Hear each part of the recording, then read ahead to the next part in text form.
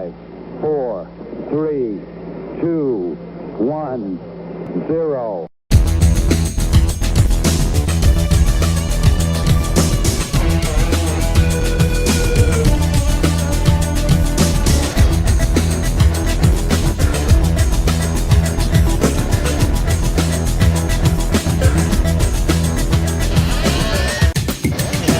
This is the Culture Clash. Liftoff. We have a liftoff. Hello, everybody, and welcome to the latest edition of Culture Clash Live, exclusive here to the Fandom Podcast Network YouTube channel. This is our second endeavor into this version of Culture Clash as we start this new era of the show. And, of course, this week, we've got something very special to talk about. It is season finale time for the Book of Boba Fett, and I can't talk about Boba Fett with just myself. It would get really boring real quick. My co-host at this time is also the co-founder of the Fandom Podcast Network. Actually, he's probably never looked better, Mr. Kevin Reitzel. Rawr, rawr. Hold on, real quick. I'm gonna show you a scene from the episode. Okay, so spoiler alert. Ready? Here we go. Boop. Oh man, I'm excited. I'm excited to talk some Book of Boba Fett. Rawr. Okay, well, Kevin's going to go put his Rancor to sleep. But you know what? It's a big episode, and it takes more than just me and Kevin for the finale of the Book of Boba Fett. So we are honored to welcome our guest, David Lozano. He's the man of Star Wars stuff, Marvel stuff, all kinds of things. But for here, he is the man of the Star Wars Stuff podcast. David, welcome to the Culture Clash. Thank you so much for having me, guys. I'm honored to be here. Well, we are glad to have you. If you would care to, why don't you let the people know where they can find your podcast, because you do amazing work with your Star Wars Stuff podcast.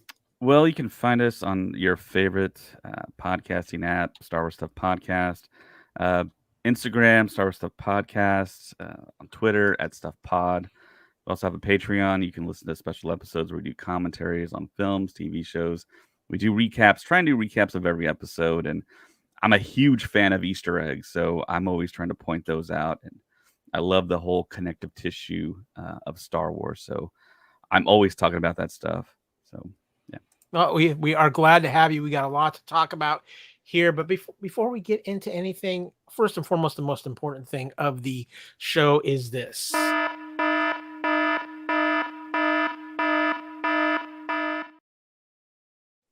Okay, you have been warned. You have your chance. Spoiler alerts have been set. We are going to massively spoil the Book of Boba Fett episode 7 in the name of honor, because that's what we do here. This is a live reaction show. We are going to react to Book of Boba Fett. So if you haven't watched it yet, tune out of here. Go watch it. Come back, watch the YouTube video. And remember also to subscribe, like, and share here, because, you know, we love our viewers and we always want to get more. So with that, further ado, I think it's time we dive into all that is the Book of Boba Fett. And Mr. Reitzel, would you care to start us off by giving us a synopsis of this finale of this show we've invested in? Yes, but first, I want to give a shout out, first of all, to our Star Wars podcast here on the Fandom Podcast Network. What a piece of junk. We're going to be doing our quick reactions for the show tonight, of course. But if you want a more in-depth discussion, make sure you check out this Sunday. I believe they're going to be going live again before the Super Bowl. It's going to be a little bit earlier show. So make sure you guys stay tuned to the Fandom Podcast Network and watch the live reactions for the What a Piece of Junk guys, because they'll go deeper into it. So yeah, Carl Nordstrom, sorry, spoilers coming. All right, let's get into the plot synopsis for Book of Boba Fett Chapter 7, In the Name of Honor. Fett's forces patrol Mos Espa, and Cad Bane and the Pikes plan to fight Fett. At Moto's hangar, R2-D2's starfighter lands, bringing Grogu, who chose Din Djarin's chainmail outfit, into her custody. Bane and his Pikes confront Fett, Shan, and Djarin outside the sanctuary. The other crime families betray Fett and attack his soldiers throughout the city. Fett learns from Bane that it was actually the Pikes who killed his Tusken tribe and framed the Nikto gang. After Shan helps the cyborgs, or the mods, Fett and Din Djarin hide but order Shaz's major domo to negotiate with the Pikes. Diverting the Pikes' attention, the crime lord and the Mandalorian assault them, but are soon outnumbered. Freetown citizens and the mods arrive to save the two. Two Scorpionec Annihilator droids with shields impervious to their weapons attack and start routing Fett's forces. Din, Grogu, and Fett's Rancor destroy the droids before Bane scares off the Rancor. Fett loses a gun duel with Bane, but survives by stabbing him with his gaffy stick. Grogu puts the errant Rancor to sleep. Sleep, big baby, sleep. Ending the battle. In Mos Eisley, Shan kills the Pike boss, Shiaz, and the other three crime lords. As Mos Espa praises Fett, Din Djarin and Grogu fly away in their N1 starfighter. Tap, tap, tap. No. Tap, tap, tap. All right, one last time. In a mid-credit scene, Vanth heals the Bacta tank at Fett's palace, while the mod artist prepares to implement cybernetic enhancements. And there we have the synopsis for episode 7, In the Name of Honor. A little bit later, guy. A little bit later. Hit the button, Kevin. Hit the button. Push the button. Push the button. That was so cute. So, gentlemen, we have this what was a very interesting episode of the Book of Boba Fett, and of course, season finale, possibly series finale. We don't know yet. No official announcement. But David, you are our guest. We would love to have you give us your instant reaction to what you saw after watching the Book of the Boba Fett for the first time. Well, being that I do have a Star Wars podcast and I try and obtain as much information as possible, I do come across a fair amount of rumors and speculation and people claiming that they have sources, and then sometimes those sources don't work out. So I had been hearing rumors about this show and build up for maybe over a year now. And my expectations really kind of went through the roof after chapter 6, after seeing the deep fake Luke Skywalker, and I was just kind of blown away and thinking in my head, it was like, okay, chapter 7 is going to have to top chapter 6, so to speak. And I was thinking, okay, well, what could they possibly do? There was a rumor out there that Harrison Ford shot some stuff on a Star Wars set. And the popular belief was that maybe there's going to be a deep fake Harrison Ford that was going to show up. So in my head, and I think a lot of people in the podcast realm was thinking, okay, well, maybe they're going to have a scene where we're going to maybe have the Falcon with possibly Leia too. Han, Luke, and Leia rejoin and get that one scene that we didn't get in the sequel trilogy with the big three back together again. And of course, it didn't happen. That's some high expectations, dude. Yeah. Well, I mean, think about it. I mean, chapter 6, I mean, Luke Skywalker, we got 1988 Luke Skywalker. I mean, that was just, I was beside myself. I was in like euphoric disbelief seeing that, the interaction between him and baby Grogu. I mean, it came full circle. I mean, Yoda taught him, and now you have one of Yoda species as possibly his first student. I mean, my expectations were way too high. I was trying to really quell them, but I was just kind of chomping at the bit there. And what I was telling you before the episode was that it's interesting to see the reactions of people that are in our space compared to people that kind of like casually watch Star Wars to being like a pretty big fan. I think they are polar opposite reactions. And I'm still trying to process what my kind of final judgment on the show is, because I've heard so many different opinions and a lot of them are valid. I mean, it's people have there's done a struggle the work there, kind of, while you're taking everyone's opinions, whether it's negative, positive, whether you agree or not agree, and even the stuff you may not agree with, it's still valid and it's a good point, Right. Yeah. And it feels like I'm still trying to take everything into consideration. The director who wrote it, what they did with chapter 5 and 6, kind of deviating from kind of the main storyline, and hearing everyone's kind of argument to whether that was something they should have held back for Mando season 3. But yeah, it's a very interesting kind of case study for the Book of Boba Fett. It's funny because I don't think anyone suspected the show was going to go the way it did. And yeah, I think in the end, I think I'm going to like Chapter 7 more so than I do now, because I had such grandiose expectations. And yeah, I mean, it's just a myriad of different reactions and different opinions. And I mean, there's all kinds of analysis on the season in Chapter 7. But I think as time has gone on since I saw it at 2 a.m., I think I've grown to like it more and more because I've seen it several times now. But yeah, I'm just in a rare space, I think, compared to the grander population that actually watched it, and is probably the core kind of audience I think that Disney and Lucasfilm is trying to aim for at this point. Because I'm an older fan, I'm an OT guy, so yeah. Me too. Yeah. Okay, Mr. Reitzel, what about you? What were your initial thoughts on this interesting episode of the Book of Boba Fett? That's because I think there's a lot of interesting things that happened in this episode. Oh yeah. It's funny. I've had Wednesdays off just recently, and I'm usually used to working on Wednesdays and getting up early and watching this first thing, like at 1 or 2 in the morning before I have to go to work, because I work real early. And, my body, I tell my mind says, I'm going to sleep in and then just watch it when I wake up, and realize that's a few extra hours of enough spoilers to jump on the internet. I got to be careful. And then, I saw my phone, I was booting up the episode, and you had said something on Twitter about, the end credit scene. I'm like, oh, cool. Oh crap. Go away, phone.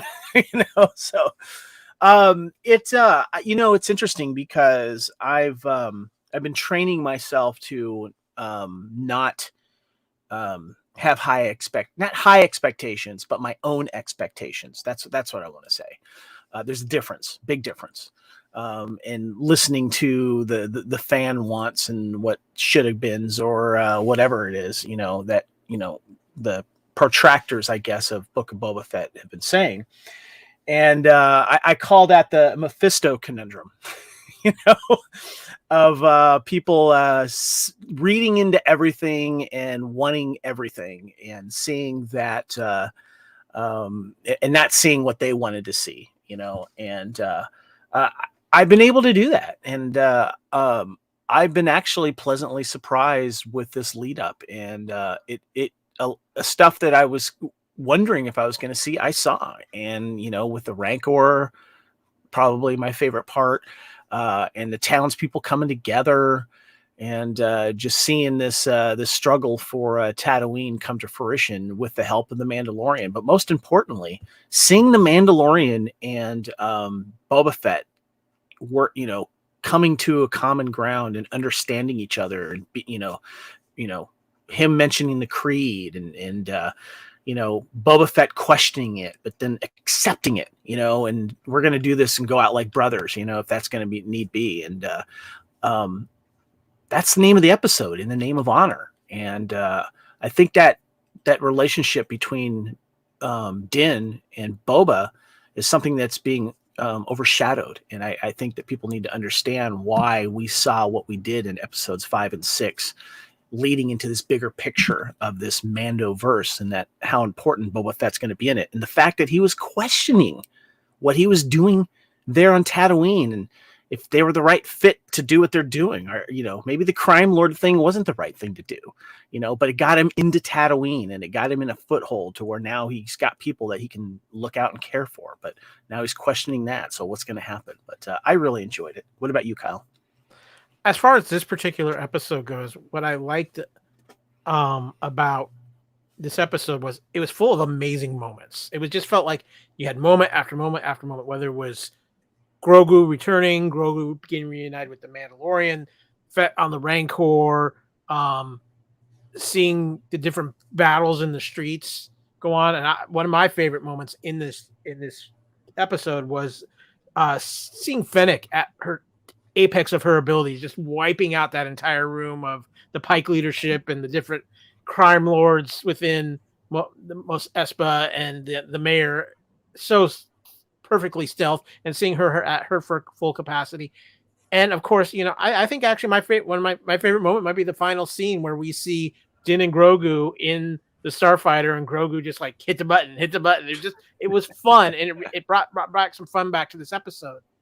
But I want to flip that too, because for as great as all these moments were for me, and this is just my personal feeling as far as this episode, I don't know if necessarily the story congealed all the way with this episode, because you had all these big moments, and I think there were some aspects of the story that maybe kind of got lost in the underground of all these big moments. I feel like the whole Tusken Raider thing just got kind of, I don't want to say swept to the side, but it was so hyped in the beginning of the series, and then it just felt like it was kind of forgotten about here through there, other than to use it as an emotional manipulation by Cad Bane to Boba Fett. But again, I really enjoyed the episode. I really enjoyed the moments, and I think that's what they were trying for with this episode, because I don't feel like that it solved anything that with the storyline. Yes, they held off the Pikes for now. I can't imagine the Pikes won't be coming back at some point, and I think it could set up more questions. Is Boba Fett? Boba Fett's not really. It doesn't feel like a crime boss to me. He feels like he's the mayor of Mos Espa now. He's kind of like the shepherd of Mos Espa, not necessarily the Daimo crime boss. So it's going to be interesting to see how this plays out. And I think that reflects on something you've been saying, Kevin, where we got this huge overarching story going on instead of, just this individual show. So those are my feelings on it. Again, I thought it was a very fun episode with some really great effects and well done things. Can we raise a glass to the people that we lost? Gamorreans, people there at the sanctuary. Yeah. If I had a glass with me, I would raise it. By the way, the Gamorreans were punked out. The Gamorreans were not. No, I did not need green bacon with my green eggs and ham and Tatooine. The Gamorreans were punked out. Real quick, I did want to address one of the comments, if you don't mind here, Kyle. Mm-hmm. Disappointed that Grogu's choice was not made more of it in the episode. Seeing as the wall of fire Luke waded through to save him. I want to actually touch on that, because that's a good point. I mean, yeah, it would have been nice to have seen that, but it's like, can you see Grogu just walking over to the chainmail going, "That's it. That's what I want to do." And Luke's face just being, "Bro, are you sure? Lightsaber?" I don't know, but Luke being Luke, I think he understands that the connection that he has, and even Ahsoka saw that too, and Ahsoka said that to Luke as well. So it was I mean, how excited were we to see little Grogu pop out of that X-wing though, so I did want to bring that up. No, I think that's a good point, because a couple of people brought that up, that they wish they would have seen that moment. I think we might see that in a flashback sequence, maybe in Mandalorian season 3. Right. I think we're not done with that part of that storyline yet. I think there's more aspects to it, so it'll be interesting to see where we go with that. But guys, you know what? There's always some fun trivia, and we have David here who loves Easter eggs. But Kevin, you always dig up some interesting trivia. So what do you got for us from trivia from this episode of the Book of Boba Fett? So the Scorpionec Annihilator droids, which are freaking awesome, by the way, they were based on concept art for the prequel trilogy, and they were considered for the battle droid armies as advanced forms of the destroyer droids. While they did exist in the expanded universe, this was the first time they were actually seen in story canon otherwise.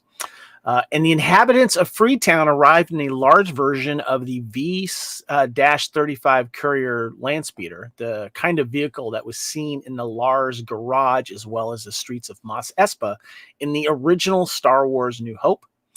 And in an unfinished sequence of the Clone Wars series, it was shown that the dent in Boba Fett's helmet, by the way, I saw that in person at Star Wars Celebration, was made after a standoff he had with Cad Bane. There's a subtle reference to that during the last duel when Bane tells Boba that he's still faster than him. Kind of wish we would have got a little mention to it, but that's at least a reference that we could probably read into, that maybe that's what they're referring to. And of course, we saw Cobb Vanth in the back tank. At first, I wasn't quite sure who that was. Like yourself, Kyle, you thought it was something else, but looks like we're going to see a RoboCop I'm just stopping you right there. I apologize to our wonderful guest. He doesn't look like this though. He doesn't look like this guy. No. I would hope not. Just real quick, David. What Kevin is referencing is when I was telling him when I first saw that mid-end credit scene, because of the lighting in the bantha tank, and because it was 3 a.m. when I'm watching this, so my brain function wasn't quite all there yet. I'm looking like that looks like a blonde person in the. I'm like, did they just put Omega? No, well, yeah, but he was next in line. There's a line for the back to tank at Boba Fett's palace right now. But I was first thought it was Omega because of the way the lighting was. You couldn't really see the hair until they really kind of zoomed, and I ended up rewinding it, pausing it, and going, "Okay, it's Cobb Vanth." But it was just a quick glance, not fully awake yet. I was like, "Oh, could that be Omega?" But it was not. But any Easter eggs or anything in that trivia that grabbed your attention, David? I think I heard Kevin say that land speeder was seen in Clone Wars. It was also seen in the very first Star Wars movie in Mos Eisley.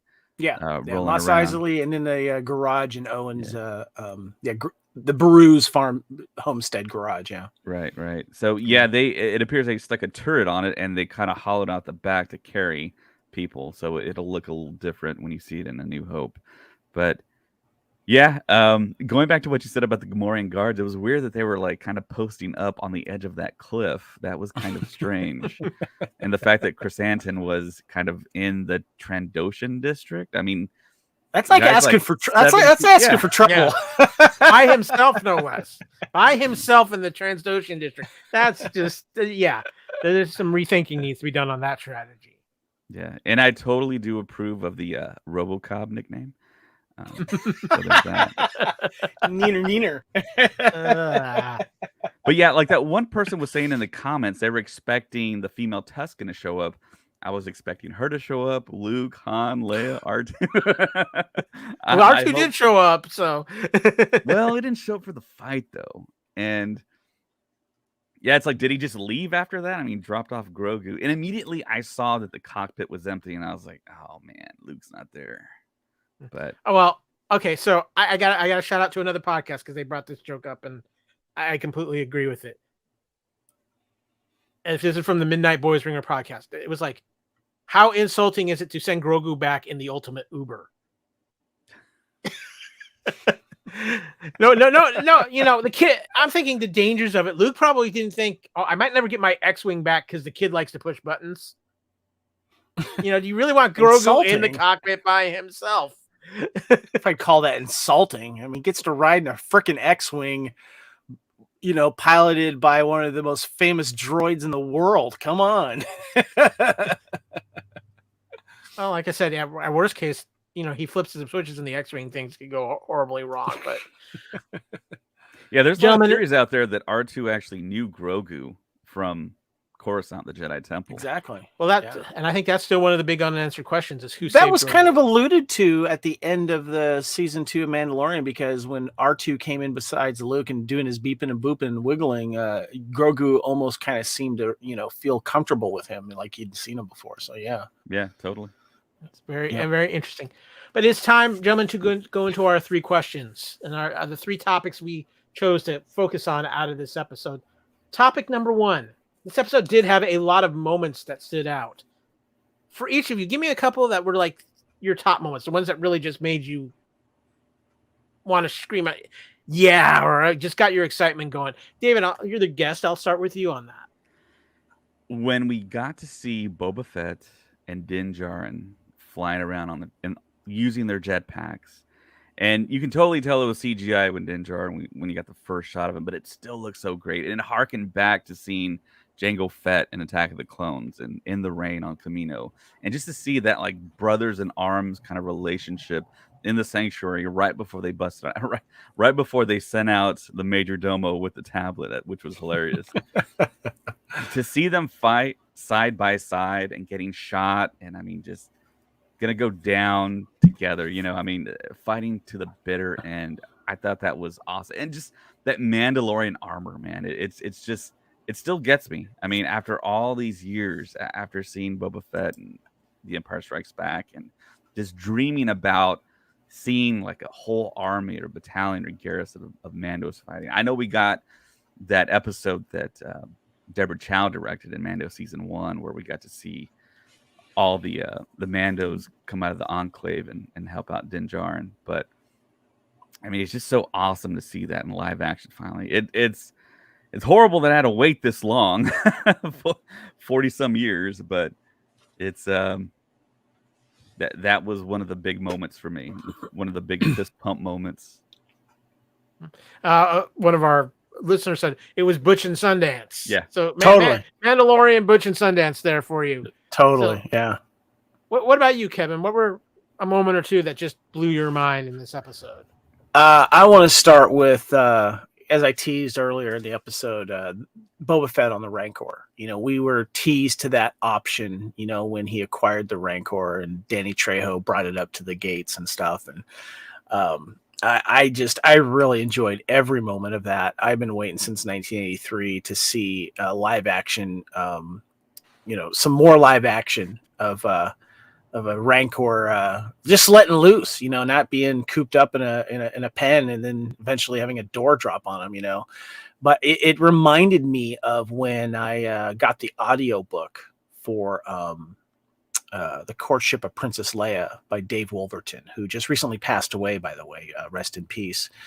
And he reintroduced us to the Rancors with the Night Sisters, where Luke and Leia and Han ended up, and that's what they rode, was the Rancors, and on Dathomir, and this was the planet that Han in the book had supposedly acquired as a gift to impress Leia, and seeing a Rancor show up, a baby Rancor show up again in the Bad Batch was nice. But that's just, Rancor is just one of my favorite creatures of all time, and it was great to see Boba Fett coming in, riding that thing around.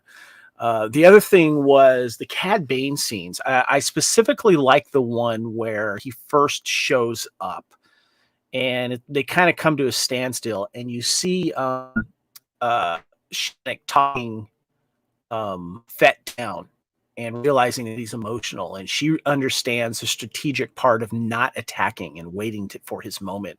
Even though that part didn't really come to fruition, they were attacked at all points, but it was just one of those things that I like to see, that he didn't let his emotions get a hold of him, that Fennec not only literally had his back, but had his back, so to speak. And so that was really cool. And every time Cad Bane was on screen, and just, having that voice back, and the actor that played him was just fantastic. I loved it. Yeah, those are good scenes, and I really like what you talk about with Boba riding the Rancor. Though I would have loved to have seen just a quick scene of him arriving at the palace. You don't even necessarily need to see the Rancor, but you see Trejo there going, "It's ready for you," or something like that. I think that would have been kind of fun to have there. For me, it comes back to Grogu. I talked about the Fennec scene earlier, where she takes out the leadership of the Pikes and the different crime lords. I thought that was a great scene. But seeing the Mandalorian reunited with Grogu, and how Grogu even uses the Force jump to jump right into the Mandalorian's arms, and then you see Mando, "Oh, you're wearing the shirt," just that whole moment. It was like, you're just like, I might have teared up a little bit. Just saying. And then and there was a lot, like I said, there's a lot of great moments, but Grogu and the Rancor, and especially right when Grogu was like, "Yeah, I'm wiped. I'm taking a nap with my new buddy." I know, that's so cute. Yeah, it was great. You guys hit on some great moments too, and there were just so many moments in this episode that stood out. But Kevin, you brought it up. I want to talk a little bit more in depth about Cad Bane, because I bring this topic up because this is one of the things that's really been a hot topic on the internet, and I want to discuss it. Cad Bane, did they just bring this character in, and did they give him the short change? Because it looks like they kind of killed him off pretty good here. I know some people are talking about the thing that was flashing on his chest, but I mean, he kind of took a bantha spear through the heart. So I don't know, but my question for you guys is this, and Kevin, I'll start with you because you brought up Cad Bane as your favorite moments. Did they shortchange Cad Bane? If he is truly dead, did they shortchange him here to bring him into live action and really so little use except for this 1-2 episodes he was in? I never that thought never came across my mind because of the history that they alluded to and how long they've known each other and what we've seen in the Clone Wars and just recently in the Bad Batch, that there is a history there. And, you know, even though it's not considered canon, him making the dent in Boba Fett's helmet in that, you know, cut scene, to me, that's headcanon, you know, so that's good enough for me.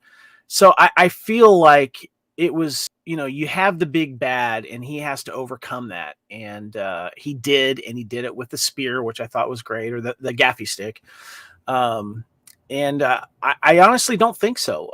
I was happy. I mean, if he's dead, he's dead. I get it. And that's fine with me. But I think that Boba Fett finally prevailed. And that's what matters. You know, now when you see the camera, you know, go over Cad Bane's body and you hear the little beeping noise and there's a little flashing on whatever that thing is. He obviously has some type of setup that allows him to breathe, or some type of survival gear or something like that. And he's a very smart guy, so I wouldn't be surprised if he had something that allowed him to help, you know, be resurrected later.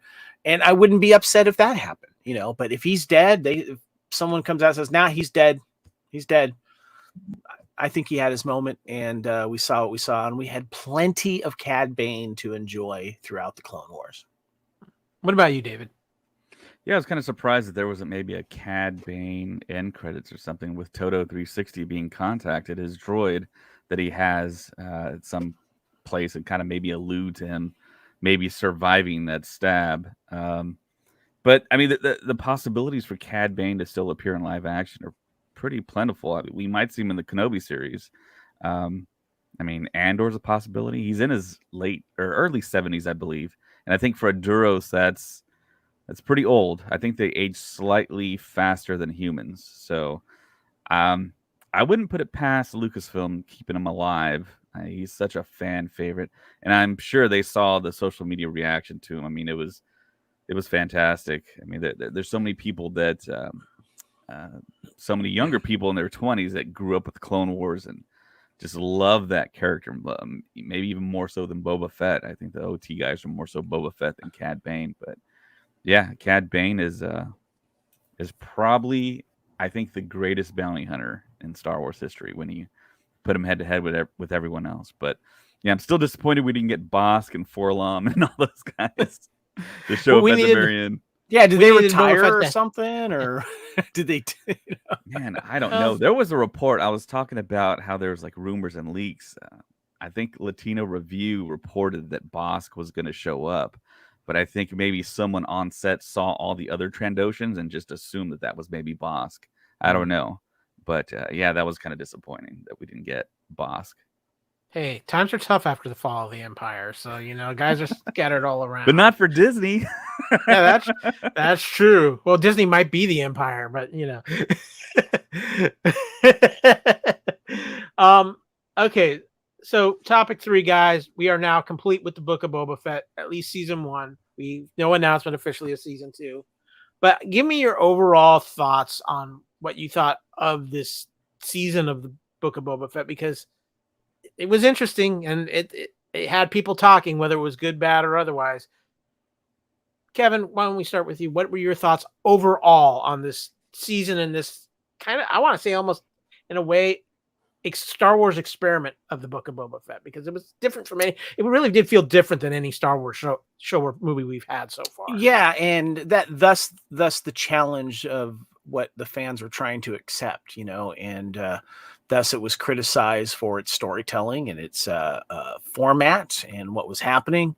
But I'll go on record and say that I think that we were challenged as fans to be open to a new way of telling Star Wars.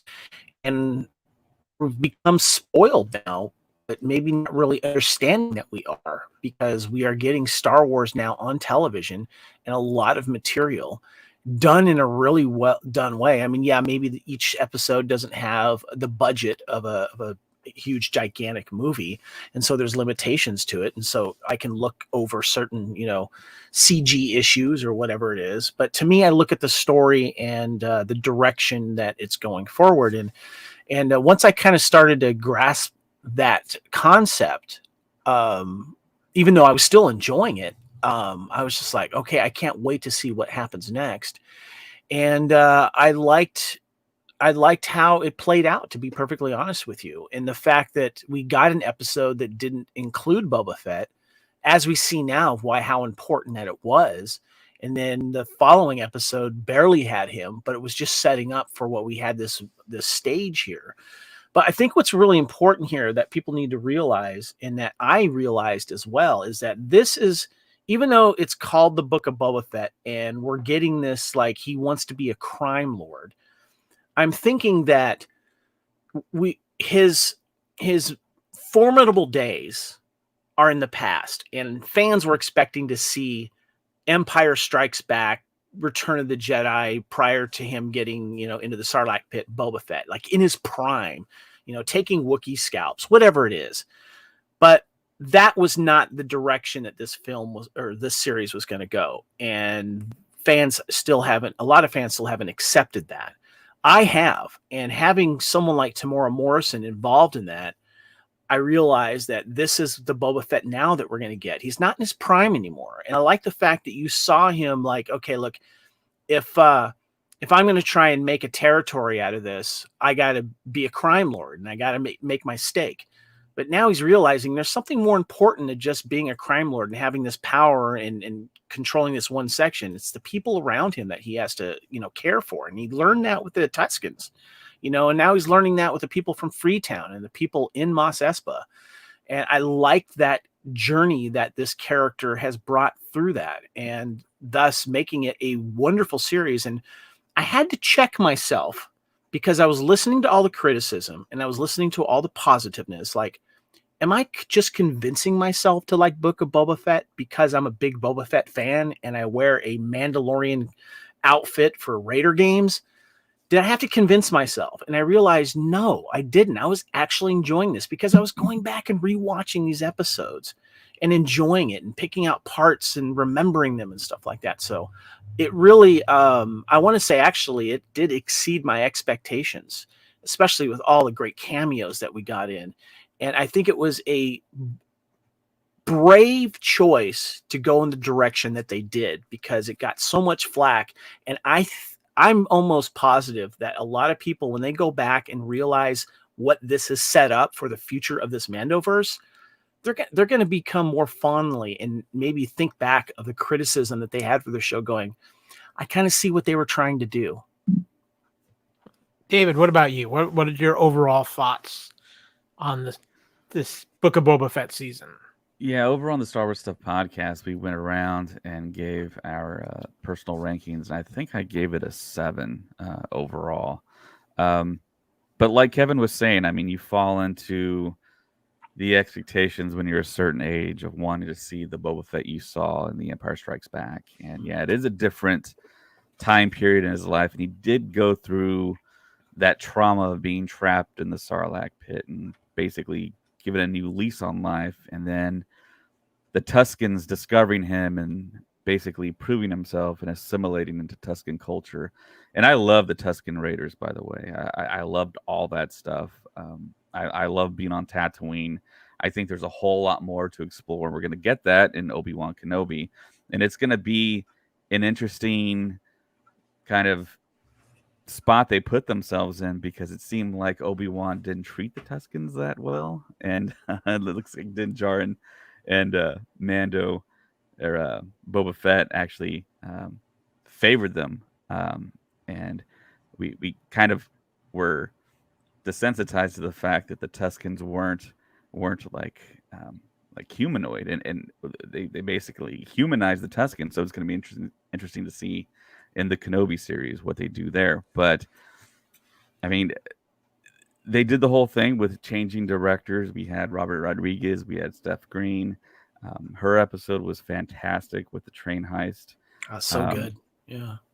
Yeah, and I mean, I know there's a lot of criticism out there with Robert Rodriguez directing the episodes he did, and they were saying that those episodes weren't the best. But I mean, as a whole, I think Favreau, Filoni, they have a plan for this overarching story that I think that we were all kind of begging for after the sequel trilogy, because apparently they didn't have much of a plan there. But I mean, these series are going to connect with the Mandalorian, the Book of Boba Fett, the Ahsoka series.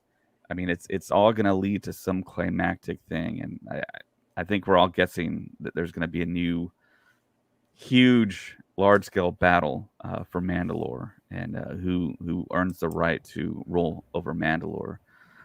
But yeah, I mean, overall, I mean, it was interesting. I mean, all the cameos, like you said, we got a huge, just quick shot of them in one of those chapters, and I mean, yeah, you could argue those were the two best. Chapter 6 and Chapter 5 were the two best episodes of the Book of Boba Fett, even though Boba Fett wasn't even in there. But I mean, they had to tell a story of how Boba Fett changed and became what he was, and he kind of explained it too. I mean, he said he's tired of being hired by these people that are hiring him for bounties. He was gonna end up getting killed, and I think he matured. He showed maturation, you know. So, I mean, it's all, when you look at it in hindsight, as one giant piece of art. I think people get caught up in scrutinizing episodes right after they see him, like, oh, this didn't work. That's not what I thought it was going to be. It's like, you just gotta wait and see the whole piece of art for what it is. And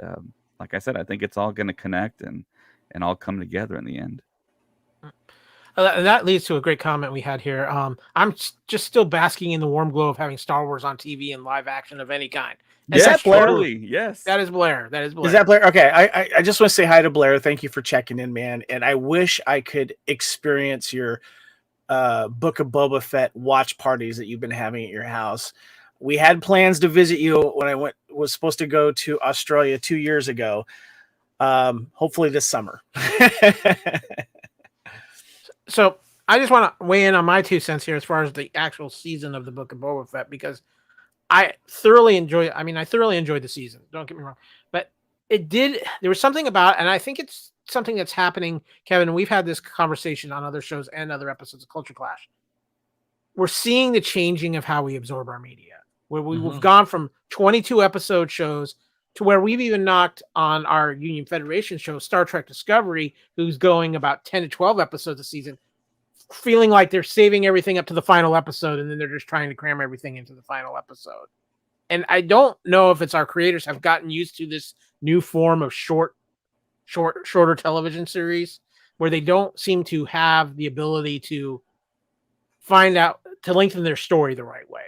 And I think for me with Book of Boba Fett it just felt like we had these first 4 chapters and they were telling one story, and then all of a sudden we just had this massive change to focusing on the Mandalorian for at least a couple of episodes here. And I understand the importance of the overarching story, but just in this chapter, Book of Boba Fett, I think for a lot of people it was really jarring, because they were expecting to be getting the story of Boba Fett, and all of a sudden we have 2 episodes. The story truly is the story of what's going on with the Mandalorian, even though there are ties into the Book of Boba Fett. I think that was jarring for some people. And I also even look at it with Disney Plus and how Disney Plus is still trying to learn how to do television. We look at, and the example, I'm just going to throw this, we see all the Marvel shows that have been on Disney Plus already, and how they are all, yet they're part of the bigger Marvel picture, but they're all circumferenced within themselves. They tell their story, and there might be pieces of that story that will continue on, but they wrap up their story. They focus on their main characters. There's not, and Falcon and Winter Soldier, well, we're jumping to what Hulk is doing for an episode or something like that. There's still a sense of self-containment, and Book of Boba Fett broke that self-containment. And I think that threw people. And I think that was another interesting experiment that was done with the Book of Boba Fett, and how Dave and John are trying to tell this Mandoverse story.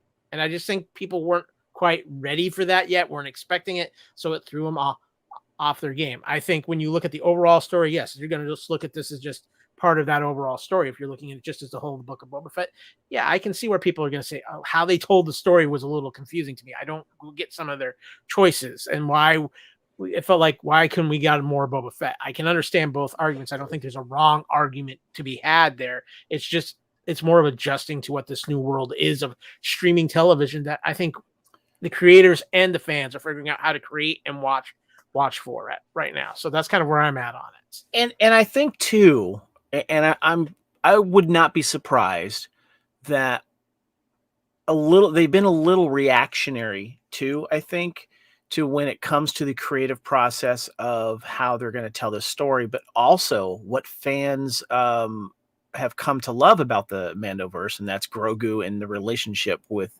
Din Djarin. And I think that if they're going to have this thing, this show that is going to be about Book of Boba Fett, but how are we going to also combine his story and bring him into this whole Mandoverse thing? I think that it was smart that they included the Mandalorian, and realizing that they're also having maybe some production delays because of COVID and stuff like that. We're not going to get Mandalorian for a while, so let's make sure that we write this in to bring these worlds closer together, but also to let the fans know, why, what's the Mandalorian and Grogu up to. And I thought, which is great. We've got a big chunk of their life out of this, which is awesome, which makes me even more excited for Mandalorian season 3, because now all of this is already laid out. We don't have to worry about why he's got a new ride, why Grogu is with him now, and I love the fact that they were able to marry these two episodes together, and but still understandable, Kyle. It is jarring to fans, not quite wondering why isn't Boba Fett in his own show for almost 2 episodes, so I get that. Yeah. David, any last minute thoughts on that before we move along here? Because I've got a button here. I'm really getting anxious to push. Push the button. Okay. Well, I've been told one to last push. time. Yeah, I've been told that I get to push the button. So, ladies and gentlemen, it is time once again, because it's truly the only way to be sure that we are going to bomb it from orbit.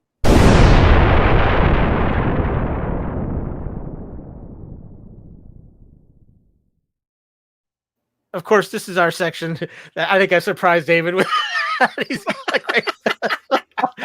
But this is our section where we each throw out a little bit of a hot take of what we're talking about or what's going on out there in fandom.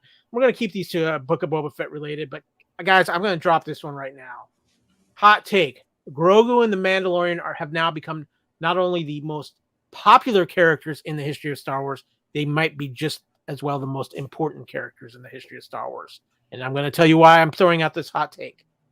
I have no doubt in my mind that right now, Grogu is by far most popular character in the history of Star Wars, because Grogu has brought in people to watch Star Wars that would have never, ever watched Star Wars before. I mean, you're getting people who I need to know about the little guy. How many times do you go into a Target and you see Grogu child stuff everywhere? Yeah.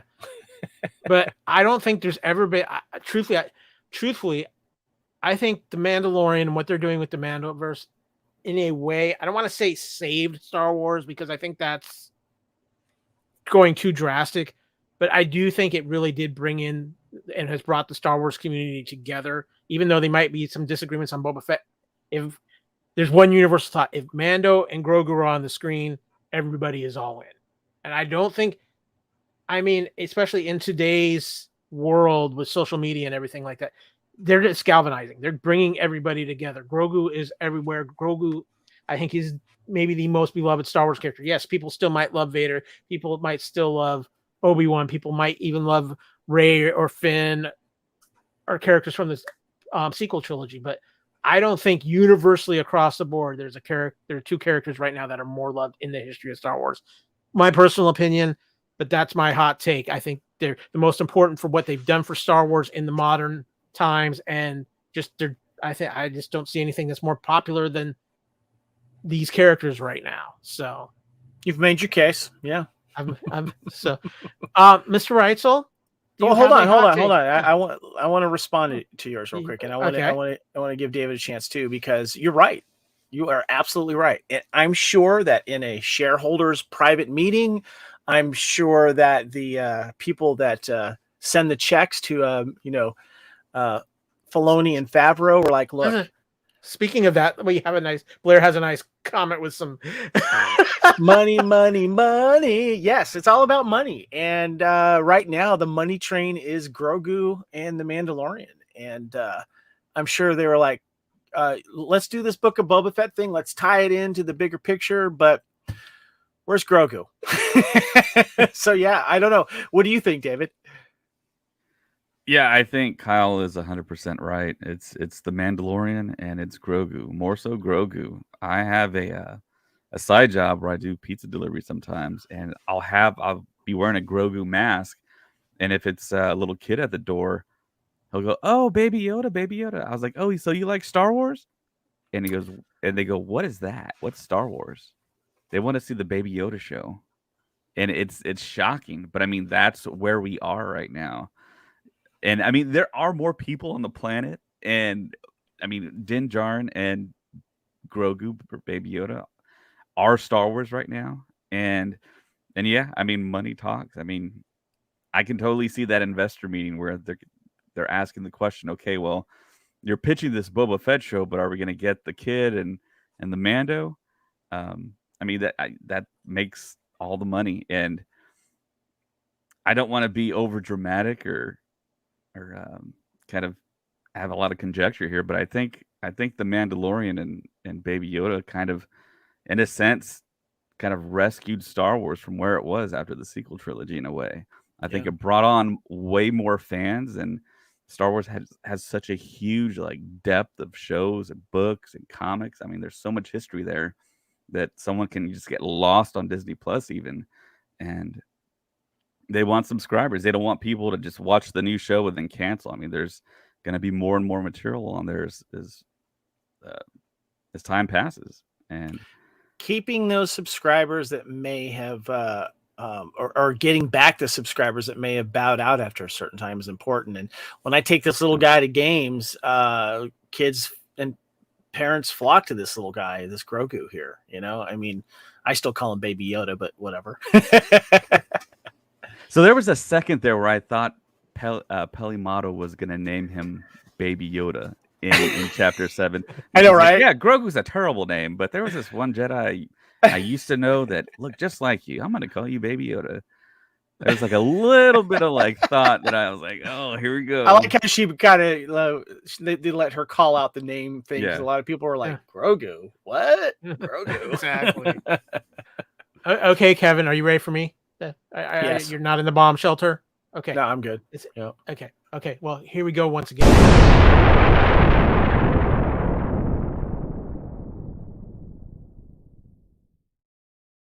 Drop All the right. bomb. It's all right. It's all. Here's my orbital bomb at hot topic here.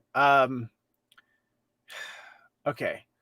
So you remember a couple of years ago, Kyle, I did my what did I call it? My Star Wars confession regarding the sequel trilogy and my feelings on it after I think it was around your fifth watch of Last Jedi. No, not even that. But it was when Last Jedi had come out on video, I had bought it just because it's Star Wars, and I bought it. I'd seen it maybe 4 or 5 times in the theater, and I was wondering why I wasn't rewatching it.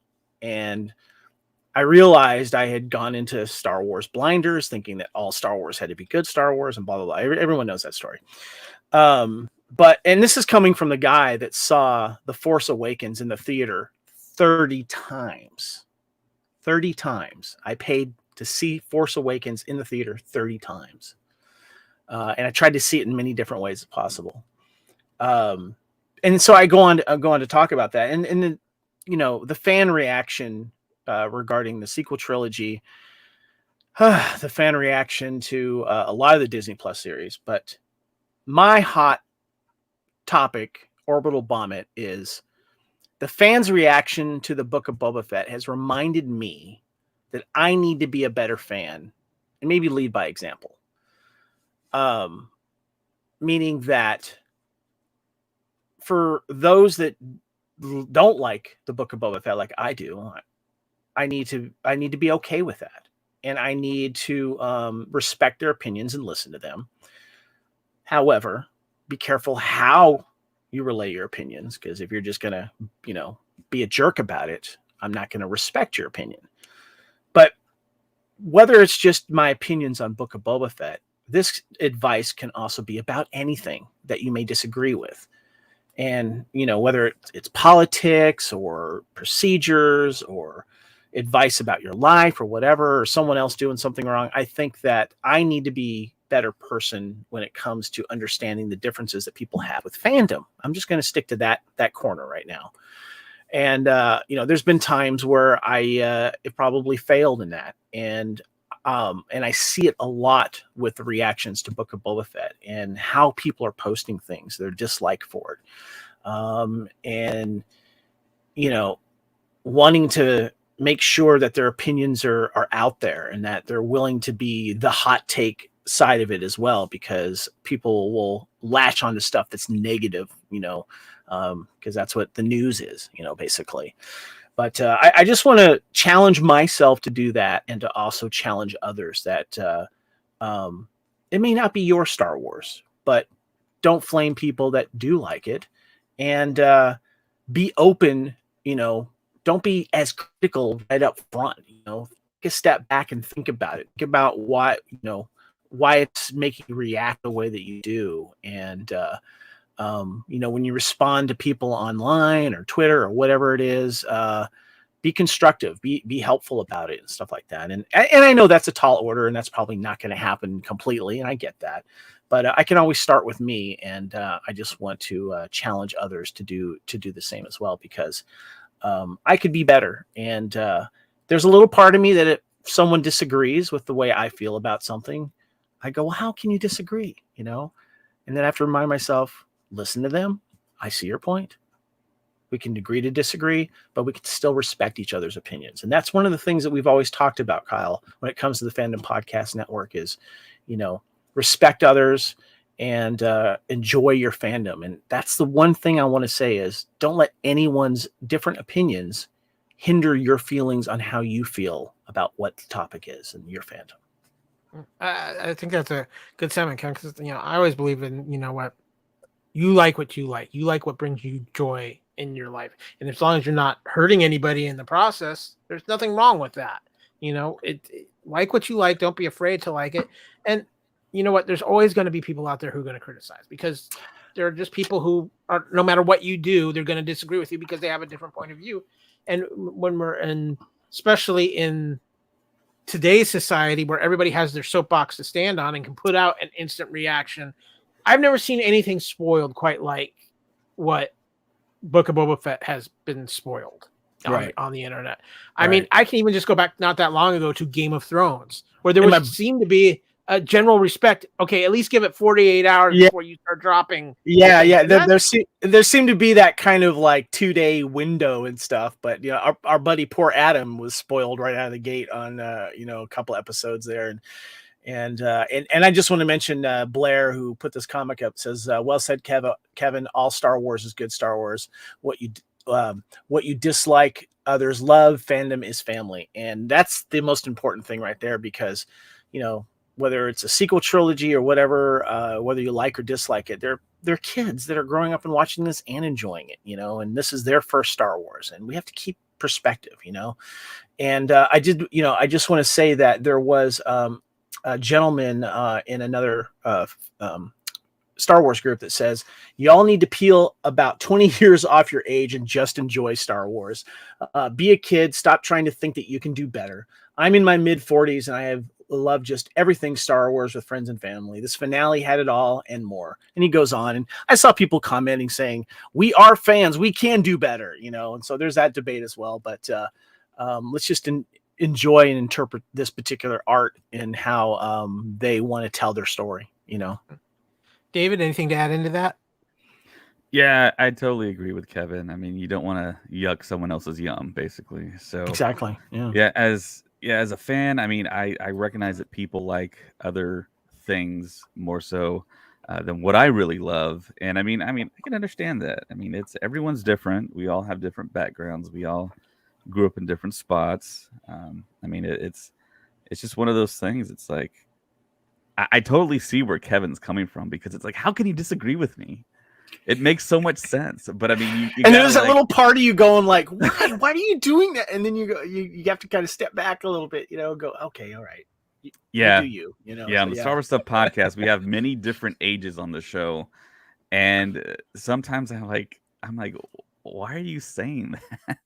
But it's like they're like 20 years younger than me, some of them. So it's just one of those things. It's like people have grown up differently. People have different interests. People have different experiences, and these shows now are imprinting differently.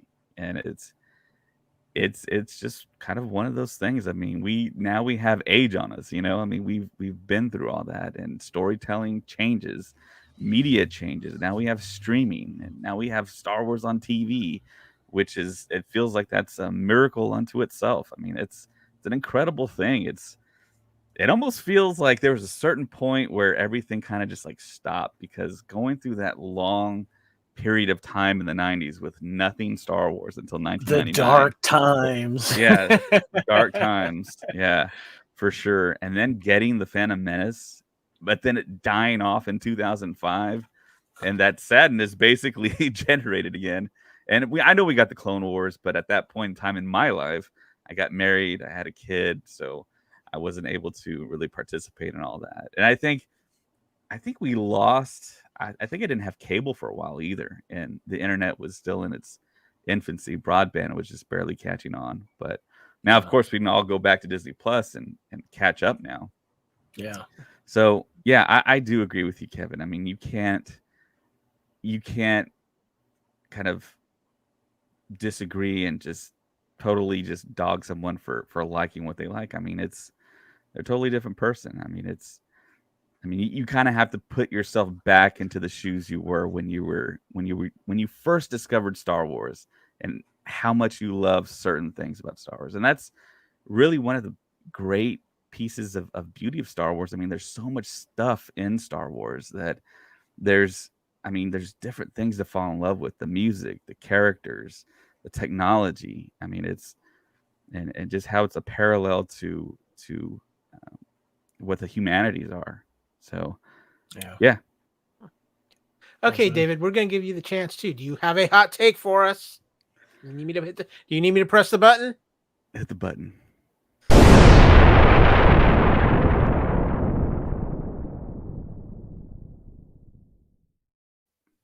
David Okay, David Grogu is like, hit the button, Mando Kyle, hit the button. And you're like, one last time. And I was like, By the way, I just want to shout out. Hold on.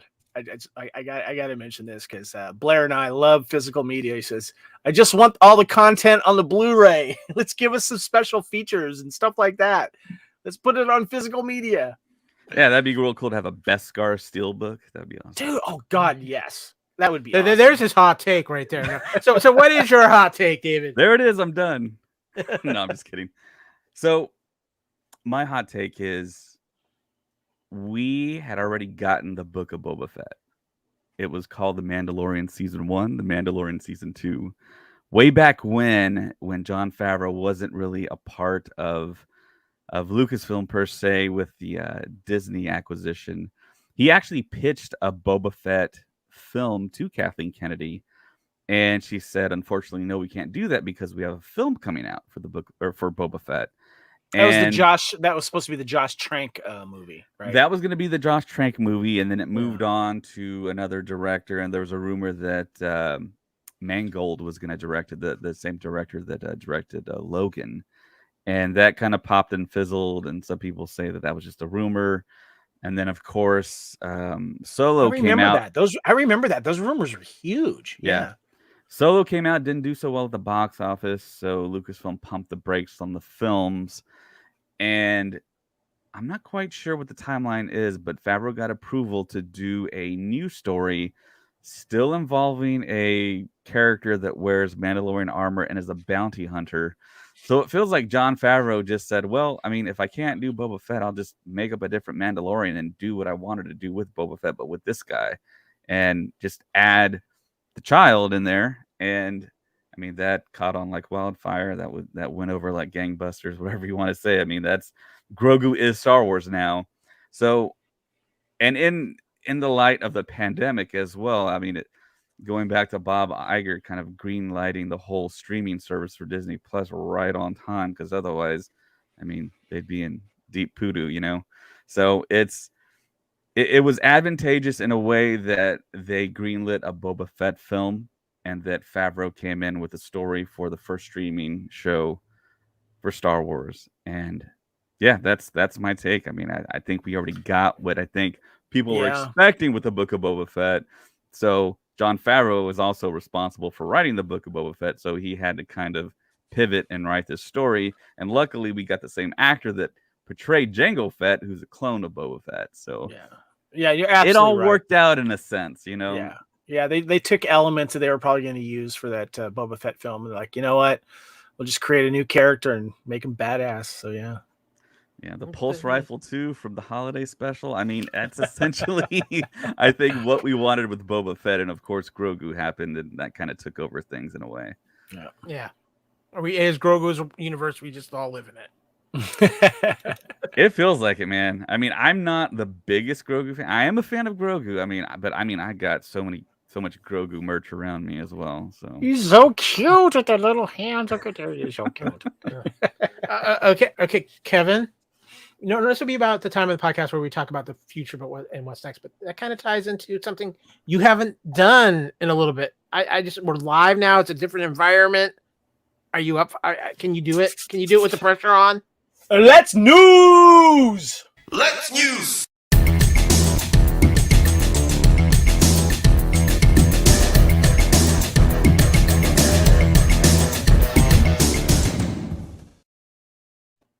So we got a couple of quick takes for Let's News, but let's start with the big one that ties into what the future holds for Star Wars on Disney Plus. Guys, May 25th, Obi-Wan Kenobi will be arriving on Disney Plus, the next live action Star Wars show on Disney Plus, because between then we should be getting the second season of The Bad Batch from what the rumors are saying. So, but guys, this is a huge announcement. This is a show Deborah Chow directing. They've been hyping this show for a while. Obi-Wan is going to be here. David, I'm going to start with you as our guest. What are your thoughts, initial reaction to it coming out on the 25th, and now that it's finally going to be here? Yeah, May 25th. That's the original Star Wars Day. That's when Star Wars 1977 happened. That was the premiere date. And I think for me personally, it feels like May 25th is Star Wars Day, and May 4th is maybe like a secondary day. I know that's going to make some fans kind of angry, but yeah, it seems like May 4th has kind of co-opted the whole thing. But it seems like Lucasfilm is kind of embracing May the 4th more and more every year. Last year, they premiered the first episode of The Bad Batch, and Star Wars Celebration in Anaheim is happening the day after. So I'm actually driving there from South Texas to Celebration. So I might be watching this in like a hotel in Arizona or something, or California. I don't know. But yeah, I mean, 6 episodes. That's the info I have. 6 episodes, over an hour long each. So this is essentially kind of like a long form film in a way, or maybe even kind of like a trilogy, if you want to look at it that way. But it seems like this show is going to be a whole lot more cinematic. Deborah Chow is directing every episode, and of course we're going to get Hayden Christensen back, and Ewan McGregor has been doing some of the rounds of media, and he did talk about how he is acting next to Hayden outside of the suit, so you would think that we're maybe getting some Clone Wars flashbacks possibly. So I mean, that's super exciting, and of course there's other news and leaks that have kind of dropped, and I don't think I want to talk about here, but yeah, I mean, I'm super excited. I think this is the one that everyone's waiting for. I think this will be the biggest series on Disney Plus for Star Wars for sure, because you got Vader coming back in the suit, Obi-Wan, which is such a beloved character, and Ewan McGregor coming back to play him, which a lot of people consider as probably the best cast actor in the prequels, aside from, and probably Liam Neeson's probably going to show up, I mean, as a Force Ghost, and maybe a flashback. So super hyped. Kevin, we've talked about this for a while too, not only on Culture Clash, but I know the guys over at What a Piece of Junk have been talking about this too. But it's here now. It's official, the 25th. it's the right call, but I'm curious to know your thoughts now that we know when it's happening. May 25th is the real holiday for Star Wars. May the 4th is the Hallmark holiday for Star Wars. But that's fine. May the 4th is fun because it plays off on that, and we get an extra day to celebrate Star Wars. Sure, it's fine with me. But yeah, and I thought it was smart that they released the information right on the last day of, on the last episode of Book of Boba Fett dropping. And I think that you need to keep the shareholders and you need to keep the fans wanting more and keeping those subscriptions. But David's right. This is the big one. This is the big one. And I saw some negative comments saying, from fans as I always do. But our expectations are high. This is one of the things that we were eventually, or back in the day, we thought we would actually get a movie, because of the rumors. But then it became the series, and just so funny that Ewan had to lie about this for so long. Thought it was great. But I'm excited. I really, really am. I can't wait. And the possibilities of him getting off planet and doing some Jedi hiding shenanigans should be fun. The rumors of them casting a young Leia as well, because it's supposed to take place 10 years after Revenge of the Sith. That's the rumors. And that's a very volatile time that we have not seen in live action and in current canon. Only what we know in Legends and stuff like that. So that's the Empire is at its height right there, and I find that fascinating. So it's like David mentioned, I just like, that's the day before a Star Wars Celebration, so that's going to be interesting. But I expect them maybe to have some watch party the day before. Maybe they'll have like a open something up for the fans, but I haven't heard any updates on Star Wars Celebration. That's another topic in itself. So yeah, party at Kevin's house. I'm going to stop by your house before. Right. I'm 2.5 hours away, so we'll see about that.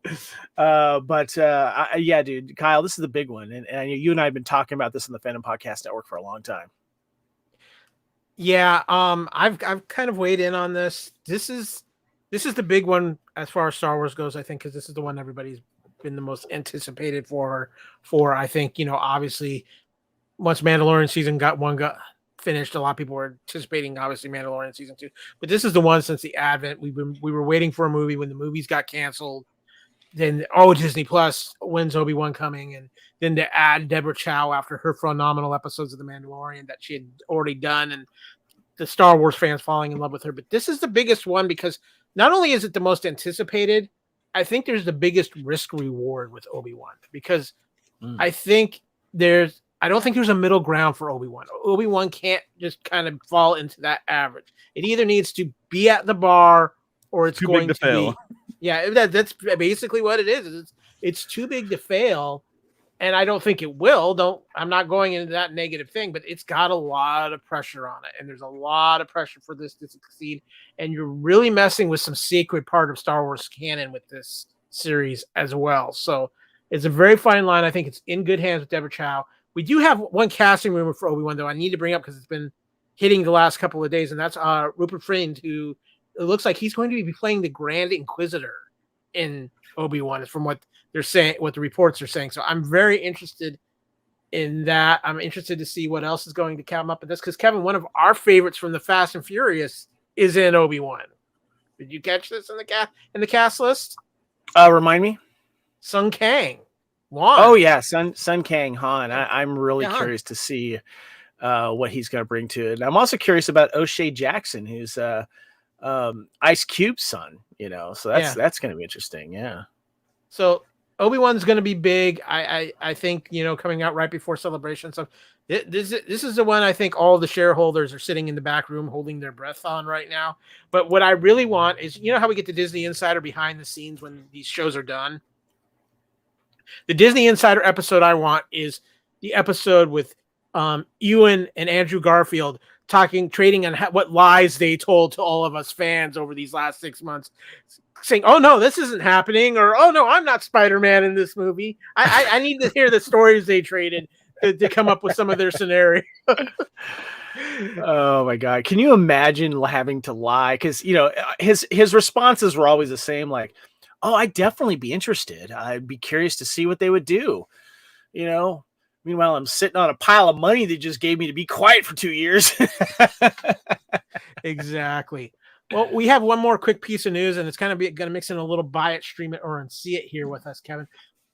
Reacher, the Amazon original series based off the Jack Reacher novels. Of course, Tom Cruise played the 2 movies a few years back, but the show premiered. It did huge numbers for Amazon. Amazon has confirmed it is already renewed for season 2. But Kevin, you and I fell in love with the show over its premiere weekend. We both ended up binging through it through the weekend. No intention to do that, but that's what happens. Nope. Yeah, I ended up binging that. I think it was on Friday. I think it was when it dropped. And keep in mind, I've never read the books. I saw the 2 Tom Cruise films and I enjoyed them. But I did hear the criticism, oh, he's too short. Man, Alan Ritchson as Jack Reacher in this series just was captivating, and I just had to see what was next.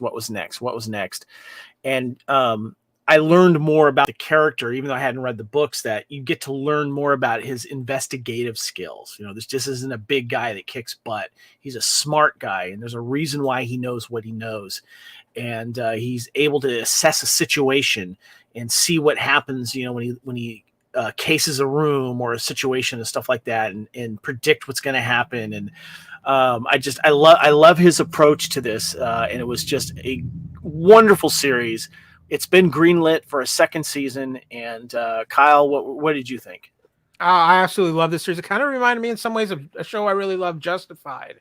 I thought that was a phenomenal show as well. Blair, our good friend here, halfway through it, loving it. And David, I know you haven't watched it yet, so I'm trying to be a little bit spoiler free for you here. But it is a phenomenal show. If you're a fan of Alan Ritchson, or he's going to explode after this, but I was a fan of his from his run on Titans, and his first ever acting thing was playing Aquaman on Smallville back in the day. So, David, did you see the Tom Cruise films at all? I didn't see the films, but I had seen some clips where he's like in a diner and he basically takes on a guy that's like twice his size, I believe, if I remember correctly. And, and I know he's like a super analog guy. He's like totally against technology or something. Yeah, he likes to stay off the radar. Yeah. Okay. Which makes him fascinating and hard to track down. So yeah. So if you haven't, go check out Reacher on Amazon. If you were going buy it, stream it, or see it, we would be buying it, and buying it some more. Definitely. So, so good. But with that, it is time to wrap up this edition of Culture Clash. But before we go, Mr. David, first of all, thank you so much for coming on. I know it was kind of short notice for you, and that you fit it into your schedule. So we really do appreciate that. We love having you on, especially. And we love everything you do with Star Wars stuff and with the Marvel Stuff podcast. But could you tell all our listeners where they can find you on social media and where they can find your podcasts before we get out of here? Yeah, you can find Star Wars Stuff podcast on all the popular podcasting apps, Apple, Spotify, Podbean. You can also find us on Instagram, Star Wars Stuff Podcast, Twitter, @StuffPod, and we're also on TikTok, which I don't really contribute to, but we do have a TikTok. Also, we have a Patreon too. If you want to listen to more exclusive podcasts, you can find us there. And we're also on Facebook. We have a Facebook group and a page, and I post about 3 to 5 memes just about every day, it feels like, on the Facebook group. And there was even an Obi-Wan meme posted. It was so hilarious. It's the guy and the girl, and the guy looking back, and they're wearing the Mando helmets, and they're looking at Obi-Wan. It's that classic meme. And it was like created like hours after Chapter 7 hit. So yeah, there's a lot of fun stuff like that. And we're trying to bring on more guests as well on the podcast. And I'm in talks with a few of them right now. Some you may know, some you might not know. But yeah. I do have a question for you.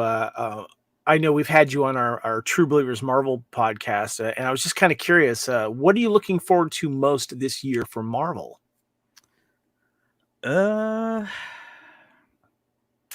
Man, I'm going to talk about rumors again, but I'm getting so hyped for the Doctor Strange film because yeah. the possible cast for that film it's like it's going to surpass No Way Home in a way, you know? Who they're talking about having in that film and who's possibly in that film, and bringing back people that said they would never come back and do a Marvel role and they were done with a certain character. And it's like, oh my gosh. And people that were potentially going to be cast in certain roles that we didn't get, that might be variants and play those variants. I mean, that's so someone's name that I already mentioned just a few minutes ago. Yeah. Maybe. Yeah, and actually, you know what? I just got it. Ironically enough, I just got this in the mail. I think it's close to me. Let me see. Ooh. Oh, that is so cool. Oh, so yeah, man. I mean, that took like 2 years to ship to my house due to like all the shipping. Whoa. What David didn't just tell us is he just rewound. We're starting the podcast over. Welcome to the Culture Clash, ladies and gentlemen. Wait, if it took you 2 years, did it come from another dimension? What Earth did that get delivered from? Maybe 612. I don't know. That's funny. Again, thank you, David, so much. I was on recently on one of your Star Wars Stuff podcasts covering episode 2, the train heist episode of Book of Boba Fett, and had a blast doing that with you. So thank you so very much.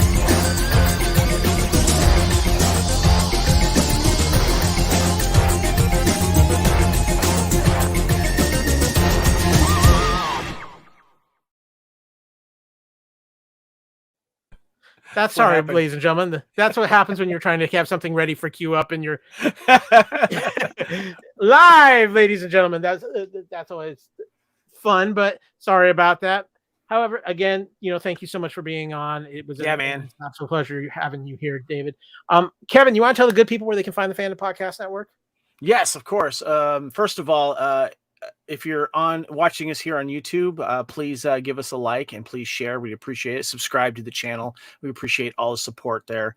And of course, we're putting a lot more YouTube product up on the channel, so make sure you stay tuned for that. And our master feed for our audio podcast, because we are, of course, keeping the audio podcast going, is fpnet.podbean.com. You can also download and stream on that Podbean app. Fandom Podcast Network is on all major podcast platforms, which, of course, includes Apple Podcast and iTunes.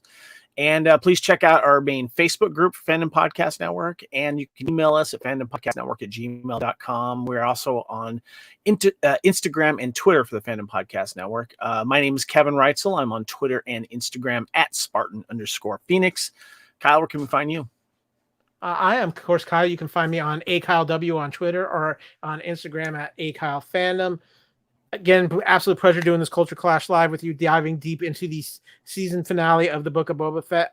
One last question for you guys, real quick. Quick yes or no. David, do we get season 2? That's a tough one, man. I'm not quite sure. I can't say yes or no. I would want a season 2, but I'm not quite sure. I mean, it almost feels like Boba Fett's going to be in the other shows as well. So they're probably going to sprinkle him in. Yeah, that's kind of my feeling. There's a lot of story to tell on Tatooine. And I know people were complaining that, why are we spending so much time on Tatooine? And it's like becoming the new center of the world now, because Coruscant has always been the center. But because of the crime element, crime sometimes brings prosperity, like Las Vegas. And I've made that comparison before. And I think that it's important, and you can see it getting bigger in this series. So I'm going to say no. I'm going to say yes. We're going to see some more Book of Boba Fett. And maybe they'll call it, just Boba Fett and Friends. I don't know. But I just want to give a shout out to my friend Joseph Hauser. He's in here. He's saying hi. So good to see you, man. Yeah, I think I don't know if we get a season 2 of Boba Fett, but I'm almost just waiting for them to announce this Star Wars anthology show. and it's just Right. going to be bouncing around and doing that. I think that would be the way to go. But you know what? It's no, real quick. It's funny you say that because a friend of mine, Shannon Ritchie, who's a wonderful tattoo artist out of New York, and he's done my tattoo, and he's been part of the tattoo area at Star Wars celebrations. Make sure you look him up, Shannon Ritchie. But he said, when we had the Mandalorian heavy Book of Boba Fett episodes, he's like, we should just call it Star Wars. And I get why he said that, but it's like maybe labeling and maybe that matters. Call it Star Wars Boba Fett and Star Wars this. I don't know. We're getting we're just calling it the Mandalorian, So, but it's under the Star Wars umbrella. Well, it's been a fun episode. Culture Clash Live will be back. Kevin, we're almost to that Peacemaker finale. I think it might be time to, get a taste of it. I'm just saying. Oh yes, Peacemaker, the show I didn't ask for, and the show I didn't think I needed, but I did. With that, as we said earlier, and as we believe around here, as always, respect each other. As the great prophets once said, be excellent to each other. And as we like to say here, enjoy your fandom. Thanks.